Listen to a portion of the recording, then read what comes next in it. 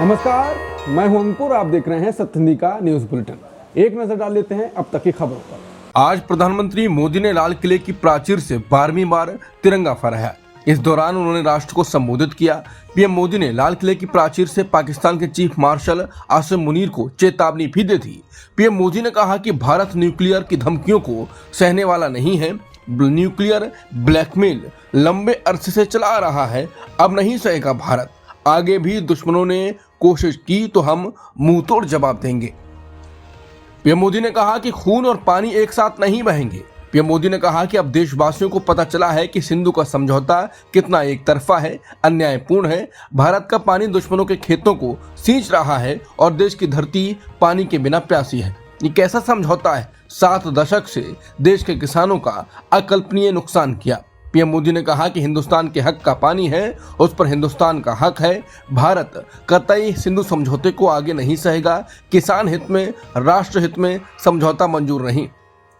PM Modi ने कहा कि आज पूरे विश्व में टेक्नोलॉजी की बात हो रही है और विकसित हो रही है। आज मैं किसी की आलोचना करने यहाँ नहीं आया हूँ, पर आज से 4-5 दशक पहले हमारे देश में सेमीकंडक्टर की बात हो रही थी, पर किसी ने ध्यान नहीं दिया और उस विचार की भ्रूण हत्या कर दी गई। हमने इस अपराध बोध को खत्म करने का काम किया है और 6 यूनिट इसकी जमीन पर उतार रहे हैं। इस साल के अंत तक मेड इन इंडिया चिप धरती पर उतार देंगे। टीएमसी सांसद साकेत गोखले ने कहा कि आज जब हम अपना 79वां स्वतंत्रता दिवस मना रहे हैं, हम उन सभी महान लोगों को याद करते हैं जिन्होंने टायरलेसी यानी थकान के बिना हमारी आज़ादी के लिए संघर्ष किया। आज हम एक अहम मोड़ पर खड़े हैं। एक आज़ाद देश के रूप में हम ऐसे समय का सामना कर रहे हैं जब हमारे लोकतंत्र की नींव ही खतरे में है।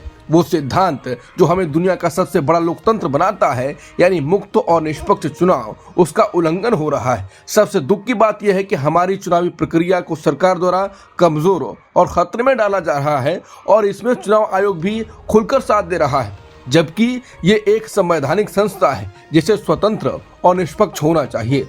आज़ादी का असली मतलब तभी है जब हर भारतीय को वोट देने और अपने नेता चुनने का पूरा अधिकार हो। अगर चुनाव निष्पक्ष और स्वतंत्र नहीं होंगे तो हमारा लोकतंत्र खत्म हो जाएगा। हम एक और खतरनाक दौर देख रहे हैं जहां लोगों को सिर्फ उनकी भाषा के आधार पर निशाना बनाया जा रहा है। बंगाल, जिसने आज़ादी की लड़ाई में शेर की तरह योगदान दिया, आज बुरी तरह से टारगेट किया जा रहा है। हमारे राष्ट्रगान और राष्ट्रगीत की भाषा को बांग्लादेशी कहकर बदनाम किया जा रहा है। वरिष्ठ पत्रकार रवीश कुमार ने कहा है कि स्वतंत्रता दिवस के अवसर पर जगदीप धनखड़ से आग्रह है कि वो स्वतंत्र दिखें और स्वतंत्र विचार कहें। इतना भी ना डरना चाहिए, बोलना चाहिए, कम से कम अपना एक फोटो जारी कर देना चाहिए। उम्मीद है उन्हें लाल किले पर बुलाया गया होगा। बिहार एसआईआर पर चुनाव आयोग को बड़ा झटका लगा है। सुप्रीम कोर्ट ने चुनाव आयोग को ड्राफ्ट वोटर लिस्ट से हटाए गए 65 लाख नामों की सूची प्रकाशित करने का आदेश दिया है। इसके साथ ही नाम हटाने का कारण भी बताना होगा। अदालत ने यह भी आदेश दिया है कि वेबसाइट पर सर्च किए जाने वाले फॉर्मेट में वोटर लिस्ट को उपलब्ध कराया जाए। चुनाव आयोग पहले ऐसा करने को राजी नहीं था, लेकिन अदालत के आदेश के बाद इसने इस पर सहमति जताई। बिहार एसआईआर पर सुनवाई के दौरान सुप्रीम कोर्ट ने चुनाव आयोग से पूछा कि आप उन लोगों के नाम क्यों नहीं बता सकते जिनकी मौत हो गई है, जो दूसरी जगह चले गए हैं या जो किसी और विधानसभा क्षेत्र में शिफ्ट हो गए हैं। इस पर चुनाव आयोग ने कहा कि ऐसे लोगों के नाम पहले ही राज्य की राजनीतिक पार्टियों को दे दिए गए हैं। फिर इस पर सुप्रीम कोर्ट ने सवाल किया कि आप इन नामों को नोटिस बोर्ड या वेबसाइट पर क्यों नहीं डाल सकते हैं, जिससे जिन लोगों को आपत्ति है वो 30 दिनों के अंदर अपना दावा या सुधार कर सकें। सुप्रीम कोर्ट ने यह भी कहा कि वो नागरिकों को राजनीतिक पार्टियों पर निर्भर नहीं रहने देना चाहता। बीजेपी ने गुरुवार को कहा कि बिहार में वोटर लिस्ट के स्पेशल इंटेंसिव रिवीजन को लेकर सुप्रीम कोर्ट का आदेश सिर्फ एक प्रक्रियात्मक यानी प्रोसीजरल स्पष्टीकरण है, न कि कांग्रेस की जीत, जैसा कि कांग्रेस दावा कर रही है। बीजेपी अध्यक्ष ने कहा कि कांग्रेस ने एसआईआर को रोकने के लिए हर तरह की चाल और धोखाधड़ी अपनाई, लेकिन आज उन्हें सुप्रीम कोर्ट में निराशा हाथ लगी। अब पूरी तरह हताश होकर कांग्रेस गैर मुद्दों को पकड़कर उन्हें नैतिक जीत बताने में लगी है। सच तो यह है कि उनके सारे झूठ एक एक करके खारिज, बेनकाब और परास्त हो रहे हैं। कांग्रेस एक बार फिर केस में हार गई और मुद्दा भी खो बैठी। बीजेपी के राष्ट्रीय सचिव अमित मालवीय ने भी यही बात दोहराई और साथ ही कहा कि विपक्ष चाहे जो भी कहानी गढ़ ले, इस आदेश से असल में कुछ नहीं बदला है। बता दें गुरुवार को सुप्रीम कोर्ट ने चुनाव आयोग को निर्देश दिया कि बिहार में जो भी वोटर लिस्ट से छूट गए हैं वो अपने नाम हटाए जाने को चुनौती देने के लिए आधार कार्ड का इस्तेमाल कर सकें। यह प्रक्रिया एसआईआर के तहत होगी। कांग्रेस ने सुप्रीम कोर्ट के इस आदेश को आशा की किरण बताया।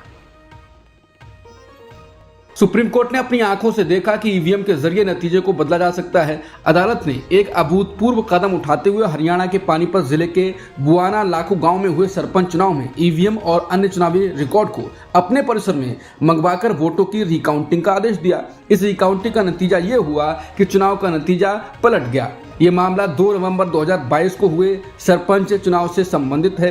कुलदीप सिंह को विजेता घोषित किया गया था। उन्होंने अपने प्रतिद्वंदी मोहित कुमार को हराया था। भारतीय न्यायिक इतिहास में ये एक ऐतिहासिक घटना है। इससे पहले सुप्रीम कोर्ट और चुनाव आयोग ईवीएम से फ्रॉड किए जाने के आरोपों को कई बार खारिज कर चुके हैं। कांग्रेस सांसद राहुल गांधी ने गुरुवार को आरोप लगाया कि सत्ताधारी बीजेपी बहुजनों यानी दलित, पिछड़े और आदिवासी के अधिकार छीन रही है, या तो उनके नाम वोटर लिस्ट से हटाकर या फिर आदिवासियों के वन अधिकार के कागज गायब करके। राहुल ने ट्वीट कर कहा है कि कागज मिटाओ, अधिकार चुराओ। बहुजनों के दमन के लिए भाजपा ने ये नया हथियार बना लिया है। कहीं वोटर लिस्ट से दलितों, पिछड़ों के नाम कटा देते हैं तो कहीं आदिवासियों के वन अधिकार पट्टों को ही गायब करवा देते हैं। बस्तर में 2788 और राजनांदगांव में आधे से ज्यादा, छत्तीसगढ़ में इस तरह हजारों वन अधिकार पट्टों का रिकॉर्ड अचानक लापता कर दिया गया है। कांग्रेस ने आदिवासियों के जल, जंगल, जमीन की रक्षा के लिए वन अधिकार अधिनियम बनाया। भाजपा उसे कमजोर कर उनका पहला हक छीन रही है। हम ऐसा नहीं होने देंगे। आदिवासी इस देश के पहले मालिक हैं और हम हर हाल में उनके अधिकारों की रक्षा करेंगे। अमेरिकी राष्ट्रपति डोनाल्ड ट्रंप ने गुरुवार को कहा कि रूस के राष्ट्रपति व्लादिमीर पुतिन उनके साथ खेल नहीं कर पाएंगे। ये बयान पुतिन से मिलने से पहले आया है। यहाँ यूक्रेन में संभावित युद्ध विराम पर चर्चा होने वाली है। व्हाइट हाउस में प्रेस कॉन्फ्रेंस के दौरान ट्रंप ने माना कि पुतिन यूक्रेन पर पूरा कब्जा करना चाहते हैं, लेकिन उन्होंने जोर देकर कहा कि जब तक वो राष्ट्रपति हैं ऐसा नहीं होने देंगे। वो मेरे साथ कोई चाल नहीं चल पाएंगे। अगर मैं राष्ट्रपति नहीं होता तो वो पूरा यूक्रेन ले लेते। ट्रंप ने कहा कि भारत पर लगाए गए टैरिफ की वजह से रूसी राष्ट्रपति को मिलने के लिए प्रभावित किया गया। फॉक्स न्यूज रेडियो को एक शो में डोनाल्ड ट्रंप ने कहा कि हर चीज का असर होता है। भारत पर लगाए गए अतिरिक्त टैरिफ के कारण उन्हें रूस से तेल खरीदने से रोक दिया गया। रूस एक बड़ा तेल उत्पादक है और इसका सबसे दूसरा बड़ा बाजार भारत है। जब आप अपना दूसरा सबसे बड़ा ग्राहक खो देते हैं और पहला ग्राहक भी खोने वाला है तो इसका असर जरूर पड़ता है। अब तक की खबरों में इतना ही। बाकी खबरों के लिए बने रहिए सत्य हिंदी के साथ।